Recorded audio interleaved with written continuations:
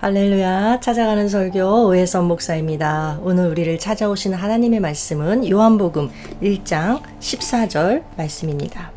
말씀이 육신이 되어 우리 가운데 거하심에 우리가 그의 영광을 보니 아버지의 독생자의 영광이요 은혜와 진리가 충만하더라. 아멘. 하나님의 말씀이었습니다.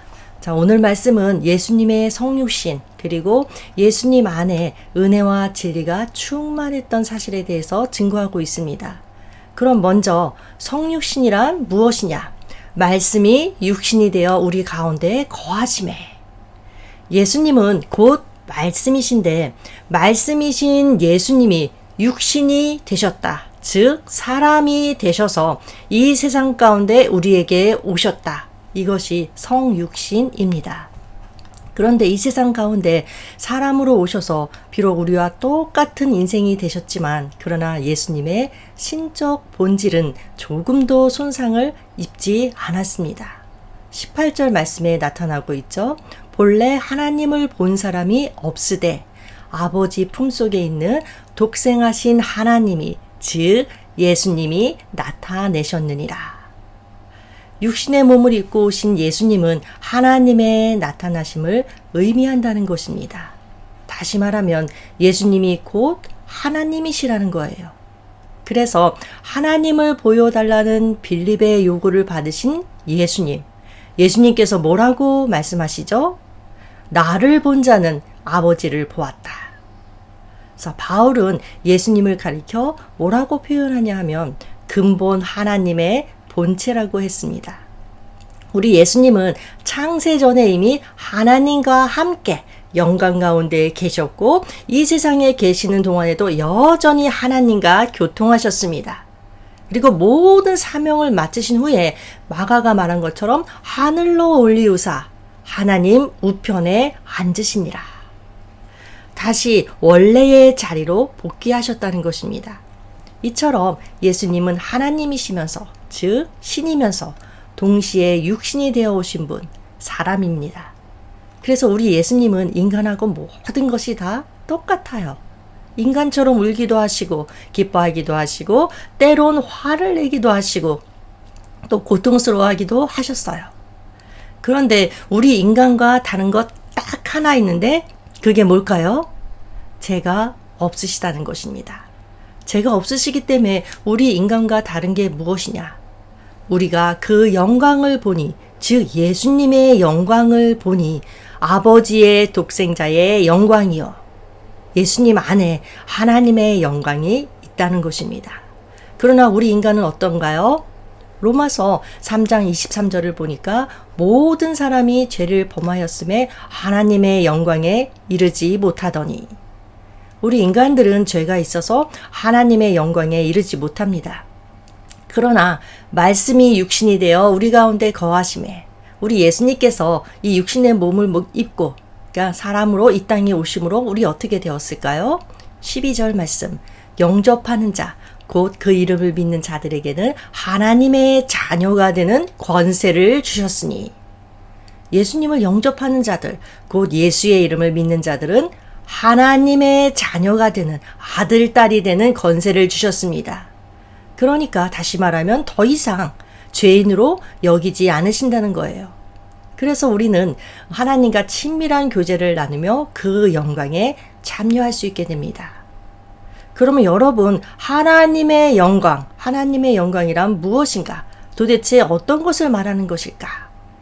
자, 하나님의 영광에 대해서 모세를 통해서 살펴볼게요. 모세는 원컨대 주의 영광을 내게 보이소서 라면서 하나님의 그 영광을 갈망했어요.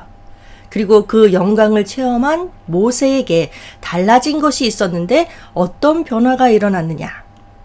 모세가 40일 동안 하나님과 교제하고 나서 시내산에서 내려왔을 때 출애굽기 34장 29절을 보면 이런 표현이 나와요. 모세가 그 증거의 두 돌판을 자기 손에 들고 시내산에서 내려오니 그 산에서 내려올 때 모세는 자기가 여호와와 말씀하였음을 인하여 얼굴 꺼풀에 광채가 나나 깨닫지 못하였더라. 모세의 이 얼굴에서 광채가 났다는 것입니다. 말하자면 모세의 얼굴에서 하나님의 영광이 나타난 거예요. 그러니까 하나님의 영광을 맛본 사람에게서는 반드시 하나님의 영광이 나타나는데 그것이 무엇으로 나타나느냐? 빛으로 나타난다는 거죠. 말하자면 하나님의 영광에는 그 에너지가 있는데 그 에너지가 빛으로 분출되는 겁니다. 우리가 흔히 이런 말을 자주 사용해요. 주님께 영광 돌리자. 자, 그런데 주님께 영광 돌리는 것, 이건 아무나 할 수 있는 게 아니에요. 단지 내가 믿는다고 고백한다고 해서 되는 게 아니라는 거죠. 그럼 어떤 사람들이 하나님께 영광 돌려드릴 수 있는 것인가? 어린 양의 그 보좌로부터 흘러나오는 영광을 체험한 사람들. 그래서 그 자기 영혼 속에서 하나님의 영광이 빛나는 사람들만이 주님께 영광을 돌려드릴 수 있습니다.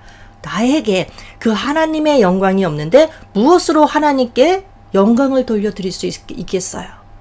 그저 단순히 내가 열심히 교회에서 봉사하고 헌신한 그 사역으로 인해서 하나님께 영광 돌려드릴 수 있는 것이 아니라는 것입니다. 자, 그런데 어찌되었든 하나님의 영광을 체험한 사람이라면 그들에게서 반드시 공통적으로 발견되는 열망이 있어요. 그게 무엇이냐 하면 하나님의 그 영광을 가지고 가정과 교회를 그리고 직장을 사회를 변화시키고자 하는 열망입니다. 그렇다면 여러분들에게 물을게요. 여러분들은 이 영의 눈을 열어 주님의 영광을 보는 체험이 있으신가요? 고린도후서 3장 18절을 보면 분명히 이렇게 말씀하고 있어요. 우리가 다 수건을 벗은 얼굴로 거울을 보는 것 같이 주의 영광을 보매 곧 주의 영으로 말미암음이니라. 자, 이 말씀을 보면 영광이라는 것은 피상적이고 관념적인 것이 아니라 거울로 얼굴을 보는 것 같이 볼 수 있는 것이라고 합니다. 어떻게 보느냐? 주의 영으로 말미암아 본다고 합니다. 자, 예수님께서 승천하시면서 하늘로 올라가시면서 이제 더 이상 예수님을 우리 육신의 눈으로 볼 수 없으니까 예수님 대신에 보내주신 게 있죠. 무엇이죠? 성령을 보내주셨습니다. 그 성령의 임재로 인해서 우리는 예수님과 함께 있게 되는 것이고 또한 주의 영광을 볼 수 있게 된다는 것입니다. 그런데 우리의 믿음의 눈, 영의 눈이 활짝 열려야 볼 수 있겠죠. 그런데 내가 아무리 영의 눈이 활짝 열렸다 할지라도 주의 영광이 임해 있어야 볼 수 있습니다. 그렇다면 어떤 경우에 또는 어떠한 곳에 주의 영광이 임하는가? 오늘 본문 14절 말씀 다시 한번 읽어볼게요. 말씀이 육신이 되어 우리 가운데 거하심에 우리가 그 영광을 보니 아버지의 독생자의 영광이요 은혜와 진리가 충만하더라. 자, 예수님의 영광을 보니 그 안에 무엇이 충만하다? 은혜와 진리가 충만하다. 그러니까 영광이 임하기 위해서는 은혜와 진리로 충만해야 한다는 것을 알 수 있습니다. 은혜만으로도 안 되고 진리만으로도 안 됩니다. 은혜와 진리, 이 두 가지가 다 충만해야 합니다. 그런데 여러분, 우리 한국교회 어떻습니까? 다소 은혜 지향적일지도 모르겠습니다. 은혜는 공짜니까 우리 공짜 참 좋아하죠? 그래서 그런가 은혜를 참 사모합니다. 그러나 사실 은혜만큼 중요한 게 또 어디 있겠어요? 우리는 은혜로 말미암아 구원을 얻었고 은혜로 인해서 지금까지 이 자리에 서 있을 수 있었습니다. 그래서 은혜 받으십시오 하면 모두가 큰 소리로 아멘 합니다. 그런데 이 은혜는 은혜 혼자 서 있는 것이 아니라 진리와 함께 서 있어야 온전해진다는 것 꼭 기억하셔야 합니다. 은혜로 인한 이 뜨거운 가슴도 있어야 하고 또한 진리에 의한 냉철한 머리도 있어야 한다는 것입니다. 그럼 진리란 도대체 무엇인가? 우리가 진리 많이 이야기하는데 도대체 무엇이 진리일까요? 예수님께서는 말씀하셨어요. 내가 곧 길이요 진리요 생명이니라. 예수님 자신이 곧 진리라고 합니다. 그런데 예수님은 말씀이 육신이 되어 오신 분이니까 결국 진리란 무엇이냐? 그러니까 우리 피부에 가장 잘 와닿는 표현으로 하자면 진리는 말씀입니다. 그러면 말씀이 기록되어 있는 성경의 내용을 분류해 볼까요? 세 가지로 분류할 수 있는데 첫째는 예수님에 관한 내용, 곧 복음이죠. 둘째는 윤리 도덕적인 실천적인 내용. 세 번째는 교리적인 내용입니다. 그러니까 성경 말씀 중에서도 굳이 진리를 이렇게 집어내자면 예수님에 관한 말씀이겠죠. 윤리 도덕적인 내용은 사실 타 종교와 별로 다르지 않습니다. 어쨌든 은혜와 진리는 따로따로 노는 것이 아니라 함께 일합니다. 그런데 만약 진리, 말씀은 멀리하고 은혜만을 추구하면 어떻게 될까요? 목적 없는 은혜, 기복신앙이 되어버립니다. 기복신앙 안에는 사명이라는 목적 자체가 없죠. 그냥 그저 자신의 이 삶 울타리 안에서 순탄하기를 바랄 뿐입니다. 그런데 이 말씀 없는 은혜가 얼마나 헛된 것이냐? 오병이어의 기적을 통해서 잘 나타납니다. 예수님께서 보리떡 5개와 물고기 2마리로 남자 장정만 5,000명을 먹이는 큰 이적을 행하셨어요. 많은 사람들이 열광하면서 따라다녔죠. 그리고 예수님을 임금으로 삼으려 했습니다. 왜 그랬을까요? 은혜가 임했기 때문입니다. 자, 여기까지는 좋은데 그런데 그 다음이 문제입니다. 은혜 받은 이들에게 예수님께서 말씀하셨어요. 내가 생명의 떡이다. 자, 예수님께서 은혜 받은 자들에게 이렇게 말씀하시는 거죠. 너희가 오병이어의 기적을 통해서 이렇게 육신의 떡을 먹고 이토록 좋아하는데 그런데 나를 보아라. 나는 그 육신의 떡과는 비교도 할 수 없는 너희에게 생명을 주는 떡이다. 자, 여기까지는 그래도 괜찮아요. 그런데 내가 장차 십자가를 져야 한다. 이 말씀을 하시니까 이스라엘 백성들, 그 군중들 어떻게 했죠? 요한복음 6장 66절 말씀. 이러므로 제자 중에 많이 물러가고 다시 그와 함께 다니지 아니하더라.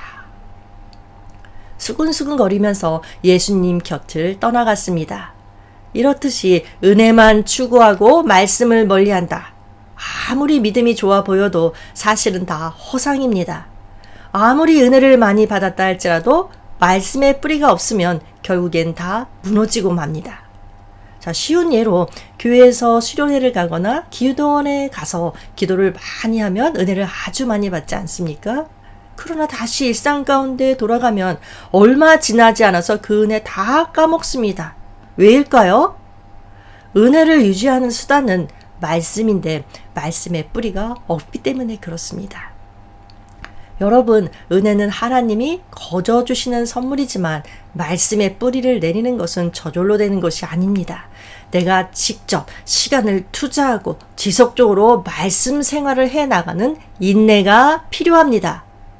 교회에서 일주일에 한 번 잠깐 듣는 말씀으로 은혜가 유지될 수 있을까요? 세상 속에서의 삶은 6일인데. 자, 은혜를 받는 것은 순간적이고 하나님의 선물이기 때문에 쉬울 수도 있어요. 그러나 그 은혜를 유지하는 것은 자신의 땀과 피가 들어가야 합니다. 여러분들, 영적으로 강한 사람들을 분석해보면 그들의 특징이 있다고 합니다. 홀로 있는 시간을 많이 갖는다라는 거예요. 모세를 보세요. 모세가 모세 될 수 있었던 것, 하나님과 대면하는 시간이 많았기 때문이에요. 그러면 하나님과 1대1로 대면한다는 것이 무엇일까요? 얼굴을 마주한다는 것 아닌가요? 모세는 하나님과 얼굴을 마주하고 친구와 이야기를 나누듯이 이야기를 나눴다고 합니다. 홀로 있는 외로운 시간을 가지면서 하나님을 만나고 하나님의 말씀을 묵상하고 기도했다는 것입니다. 그것이 바로 그 사람을 강하게 만드는 것입니다. 은혜 속에 머물게 하는 것입니다. 만약에 그 반면에 약한 사람들의 특징은 무엇일까요? 도무지 혼자 있을 줄을 모릅니다. 밤낮 무리 속에 섞여 있습니다. 계속해서 무리 속에 섞여 있으면서 머물러 있으면서 그렇게 있으면 깊게 생각하고 묵상할 시간이 없겠죠. 그러니까 그저 물 흘러가는 대로 흘러가는 것입니다. 그러나 여러분, 우리 그리스도인들 물 흘러가는 대로 흘러가면 될까요? 우리는 세상의 물결을 거슬러 올라가야 하는 존재들입니다. 세상이 썩었다고 많이들 한탄하지만 그것은 우리 얼굴에 스스로 침을 뱉는 것이나 마찬가지입니다. 왜냐하면 그 책임은 교회에 있지 다른 데 있지 않기 때문입니다. 세상의 소금과 빛은 불신자들이 아니라 신자들이라고, 우리 믿는 자들이라고 성경이 말하지 않습니까? 요즘 기독교에 대한 세상의 비판이 많습니다. 막 발에 밟힙니다. 이런 것을 보면서 단순히 마귀의 계계와 술수라고만 할 것이 아니라 다른 각도에서도 한번 생각해 보아야 합니다. 믿는 자들이 그 역할을 못하면 어떤 하나님의 심판이 있다고 했죠? 밖에 버려지고 발에 밟힌다고 했습니다. 여러분들 계속 은혜에만 머물려고 하지 마십시오. 그 은혜에 실력을 담으시기 바랍니다. 말씀의 실력을 키우라는 것입니다. 기도의 실력을 키우라는 것입니다. 사도행전을 보면 그 초반에는 병자가 고침을 받는 기적을 비롯해서 수많은 기적이 일어납니다. 이것은 다 은혜의 사건이죠. 그러나 후대로 가면서 서신서로 넘어가면서 어떻게 되죠? 기적에 관한 내용은 거의 나오지 않고 기적이 말씀으로 대체되는 것을 볼 수 있습니다. 은혜를 맛보셨다면, 은혜가 무엇인지 아신다면 이제는 받은 그 은혜의 힘으로 진리의 실력을 길러야 한다는 것입니다. 고린도후서 6장 1절에 이런 말씀이 있죠. 하나님의 은혜를 헛되이 받지 말라. 받은 은혜로 진리의 실력을 키우고 진리를 지키는 데까지 나아가시기 바랍니다. 예수를 믿는다는 것, 그것은 단순한 종교 생활이나 여가 선용과는 의미가 다릅니다. 예수를 믿는 것은 전혀 새로운 신분을 가진 사람으로 다시 태어나는 것입니다. 그래서 성경은 믿는 사람을 가리켜서 새로운 피조물이라고 해요. 근본적으로 새롭게 된 사람들이라는 것입니다. 예수 안에 있는 사람들에게 있어서 그래서 가장 중요한 것이 무엇이냐? 자신이 예수 안에 있음을 나타내 보여줄 수 있는 현재의 생활입니다. 삶입니다. 생활의 증거야말로 그리스도인이라는 것을 가장 효과적으로 나타내 보일 수 있는 좋은 증거입니다. 여러분, 초대 예루살렘 교회가 백성들에게 칭송을 받게 된 까닭이 무엇이라고 생각하시나요? 그들을 통해서 나타난 능력 때문일까요? 물론 이것도 한 부분을 차지하지만 그러나 이보다 더 중요한 것은 그들이 보여준 그 새로운 피조물로서의 아름다운 생활이었습니다.